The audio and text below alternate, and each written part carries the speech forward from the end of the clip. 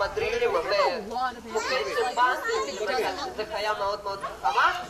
הקופים זה חיה נקראים, והם כמו ילדים קטנים, כל הזמן צריך להציף אותם, כל הזמן צריך שהם יהיו עצובים, אחרת הם מתחילים לברר יחסים. Какой бодрый детеныш. Так и скачет с веревочки на веревочку. אנחנו מחזיקים פה קבוצה, אחת מהגדולות בעולם. אנחנו מחזיקים פה 22 קופים.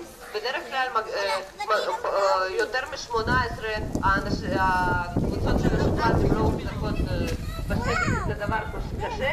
יש יתרונות, היתרונות שאני יכולה עכשיו להגיד שאנחנו קבוצה אחת מהגדולות בעולם, אבל היתרונות של זה מקום קטן, מקום מוגבל, והקופים האלו הם גופי קרקע והם כל הזמן צריכים להיות ניידים ולהתאמן על ההליכות.